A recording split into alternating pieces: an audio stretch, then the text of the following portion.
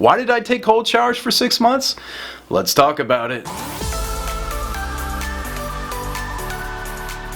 Hey health heroes, welcome back to Adamimmune, the channel all about helping you improve your autoimmune health naturally. Today I want to tell a story from the before time. Well, this wasn't actually that long ago, it was a couple of years ago. Basically, I took cold showers for 6 months. Why did I do this? Okay, well, I'm just going to be upfront about it. I forgot to pay my bill and my gas was shut off, so I was kind of forced to do it for a while. You know, I'm kind of stubborn. This is really embarrassing. It was the beginning of summer and I'm like, I can go a few months with doing cold showers. And you know, I had read that there was health benefits and that, you know, basically taking cold showers or being in the cold would activate your brown fat, or it would turn the white fat, you know, your unhealthy fat, into brown fat, which is supposedly supposed to, you know, burn fat quicker, raising your metabolism, I believe. So anyway, I'm like, oh yeah, this makes sense. I've got to do this. So yeah, I went ahead and did it, and it wasn't exactly as fun as I thought it would be. Like, my initial thought was like, yeah, this is just gonna feel good, you know, it's hot outside, and this is gonna be just good for me. I'm gonna lose so much weight. And this was before, actually this was probably, yeah, right before I actually started my weight loss journey, or I was just basic paleo at the time, so I was trying all kinds of different natural methods. I tried everything to lose weight, and I have been able to lose weight in the past and then gain it all back, so it's kind of relevant. Like, I've tried so many different things, and I would put cold showers in the same category as all those other things. Obviously, lifestyle change and staying consistent and being in a calorie deficiency and then lowering your inflammation with a good, healthy diet, natural lifestyle, is going to be what works. You know, over time, you got to be consistent, right? Consistency is key. But I thought, yeah, this could help. Okay, so basically, you turn on the shower, and okay, I had no heat at all, so I didn't have the option to be like, okay, a little bit lukewarm or whatever. There was no halfway. It was just straight up cold. And you would think, you know, like in the summer, it would be I don't know, bearable because maybe the pipes would be warmer. No, it was freezing cold. It stayed cold throughout the summer too. So anyway, it was 6 months of this. I finally got it turned on, and yeah, and it was good. It was all good again, and I was happy to have it back on. But anyway, so let's talk about, like, what's the procedure of a cold shower, okay? Because I don't know, maybe you're wondering, like, is there something special that you do?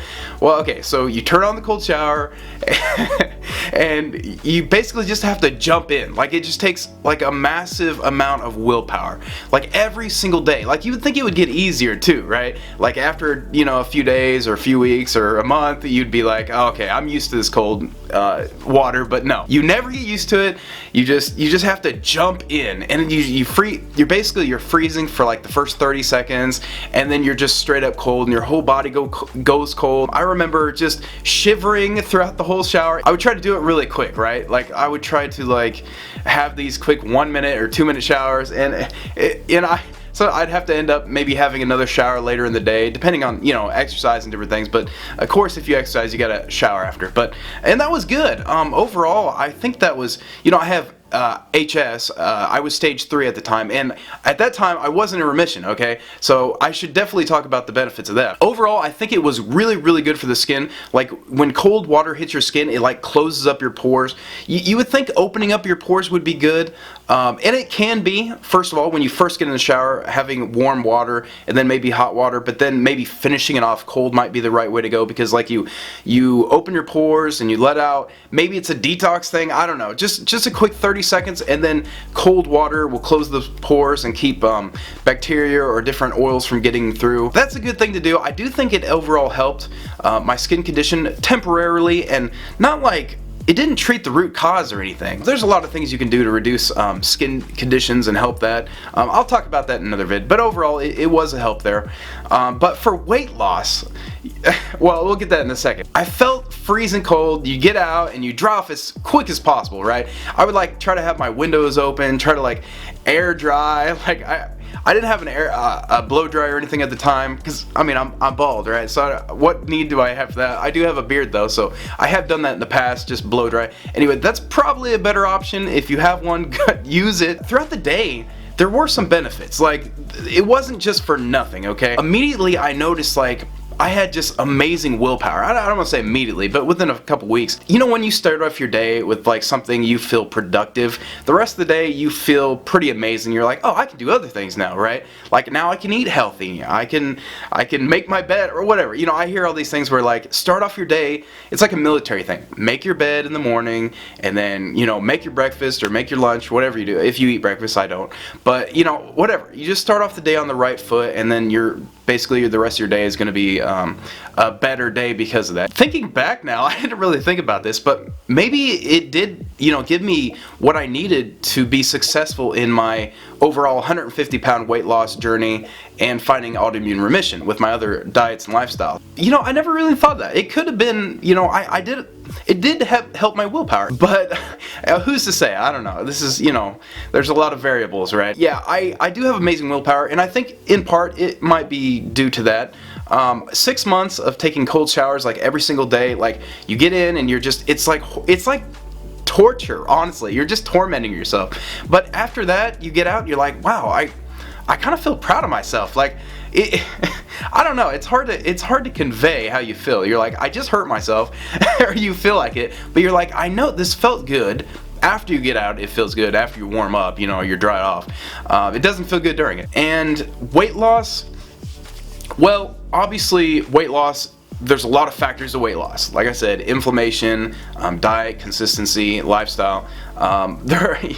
So I would say if you're gonna take cold showers for weight loss, probably just don't do that. Like, there's so many other things that have a huge benefit. I was actually wanting to do this video like a year ago, but I don't know, I just kind of put it on the back burner. I didn't think it was that important. I thought it was a fun topic, so I wrote it down. But anyway, Thomas DeLauer just came out with a video like this morning on cold showers and the benefits, and I'm thinking, well, you know, it's cool. You know, he does all this theoretical science, and he loves the science, and that's cool. I do to a certain extent as well, but I like to do more like experimentation and like actual real world experience and then share that. And I'm not trying to put anybody down for talking about science stuff in their videos. I'm going to do that, and I certainly have, but we can't always just share our experience with everything. I know not everyone can do these things.